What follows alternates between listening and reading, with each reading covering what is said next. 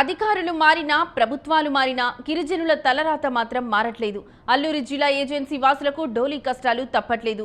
Road సౌకర్యం లేక అనారోగ్యానికి గురైన గిరిజనుడిని బూసుపాడు నుంచి కొత్తూరు వరకు డోలీలో తీసుకెళ్లిన దృశ్యాలు చూసి సగటు మానవుడి హృదయం ద్రవించక మానదు. ఆసుపత్రికి వెళ్లాలంటే 7 కిలోమీటర్లు నడిచి వెళ్లాల్సిందేనని బూసుపాడు గిరిజనులు ఆవేదన వ్యక్తం చేస్తున్నారు. ఇప్పటికైనా రోడ్డు సౌకర్యం కల్పించి తమ ఇబ్బందులు తొలగించాలని ప్రభుత్వాన్ని గిరిజనులు వేడుకుంటున్నారు.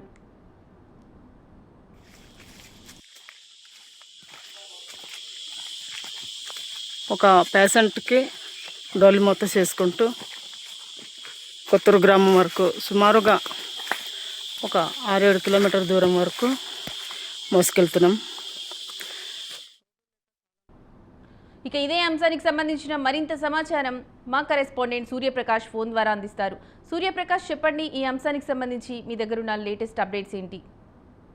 ఎస్ లక్ష్మి, అభివృద్ధి మాటల్లోనే మిగిలిపోతుందనే విధంగా అయితే గిరిజన ప్రాంతాల్లో అయితే కనిపిస్తుంది, పరిస్థితులు అయితే కనిపిస్తుంది. స్వతంత్రం వచ్చి దశాబ్దాలు గడిచినా కూడా ఇప్పటికీ కూడా గిరిజన గ్రామాల్లో కనీస రహదారి నీటి సౌకర్యం లేని దుస్థితితో వాళ్ళ జీవనం అయితే సాగుతుందని అయితే చెప్పుకోవచ్చు. అల్లూరు సీతారామరాజు జిల్లాలో అయితే మరింత అత్యధికంగా అయితే ఇది కనిపిస్తున్న పరిస్థితి కనిపిస్తుంది. ఏదైతే ప్రస్తుతం నిన్న జరిగిన ఒక ఘటన అయితే స్థానికంగా కావచ్చు, అలానే చూసే వాళ్ళందరికీ కూడా కాస్త ఇబ్బందికరంగా, చాలా విషాదకరంగా అయితే మారిన పరిస్థితి కనిపిస్తుంది. 7 కిలోమీటర్ల వరకు కూడా ఒక అనారోగ్యంతో ఉన్న వ్యక్తిని అయితే 7 కిలోమీటర్ల వరకు కూడా డోలీల్లో అయితే మోసుకెళ్లిన పరిస్థితి కనిపిస్తుంది. అల్లూరు జిల్లాలో అయితే పూర్తిగా రోడ్డు సౌకర్యం ఎక్కడ కూడా లేకుండా కొత్తూరు నుండి అల్లూరు జిల్లాకు సంబంధించి ఏదైతే అనంతగిరి మండలానికి కానీ అలానే కొత్తూరు ప్రాంతంలో కానీ మొత్తం ఎక్కడికక్కడ ఇవన్నీ కూడా పూర్తిగా రోడ్లు లేక అక్కడ అంతా కూడా ఆ కొండ వాగుల వైపును అలానే కిందన రాళ్ళు గుచ్చుకుంటున్నా కూడా వాళ్ళు మోసుకొని 7 కిలోమీటర్ల వరకు కూడా మోసుకొని ఆసుపత్రికి తరలించిన పరిస్థితి కనిపిస్తుంది.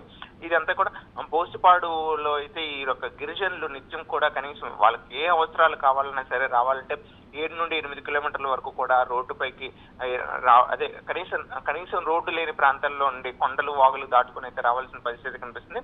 అనంతగిరిలో అయితే దాదాపు ఈ ఒక వ్యక్తి లక్ష్మీకాంత్ అనే ఒక వ్యక్తి ఎవరైతే ఉన్నారో అతని ఆరోగ్యం సరిగ్గా లేని కారణంగా అక్కడ వాళ్ళు స్థానికంగా ఉన్న వాళ్ళకి తోచిన వైద్యం చేశారు. కానీ అప్పటికి కూడా తప్పని పరిస్థితుల్లో అయితే వాహనాలు ఇవి లేని పరిస్థితుల్లో అక్కడ నుండి వాళ్ళని తీసుకొని వెళ్ళి స్థానికంగా ఆసుపత్రి ఏదైతుందో అనంతగిరి హాస్పిటల్ అక్కడికి తీసుకెళ్లడం అయితే జరిగింది.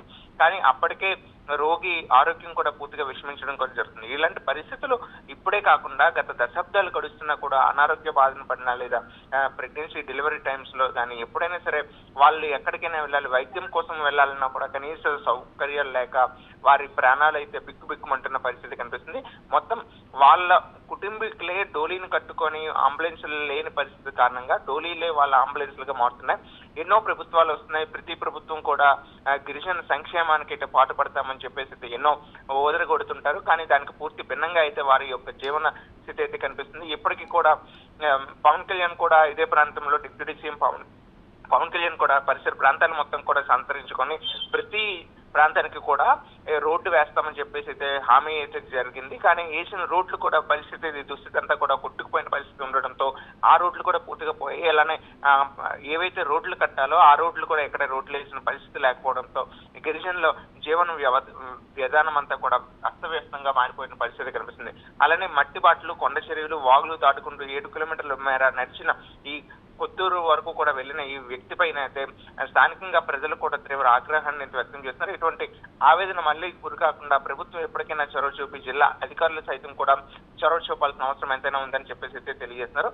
అనారోగ్యం వస్తే ప్రాణాల మీదకే వస్తుంది తప్ప కనీసం మాకు ఎటువంటి ముందుకెళ్ళడానికి ఎటువంటి సౌలభ్యాన్ని అయితే చూపించట్లేదు. ఈ జెట్ టెక్నాలజీస్ కావచ్చు లేదా ఎయిర్ క్రాఫ్ట్స్ కానీ ఎయిర్ అంబులెన్స్లు కానీ తీసుకొస్తామని చెప్తున్నారు. కనీసం అవన్నీ అంతంత అత్యధికమైన ధరలు కాకుండా కనీసం సదుపాయమైన రోడ్డుని అయితే ఏర్పాటు చేయాలని చెప్పేసి స్థానికులు అయితే కోరుతున్నారు. గిరిజనులను ఎప్పటికైనా పట్టించుకోకపోతే తీవ్ర స్థాయిలో ఉద్యమం పడతామని చెప్పేసి కూడా బంధువులు అయితే ఆవేదన అయితే వ్యక్తం చేస్తున్నారు. లక్ష్మి.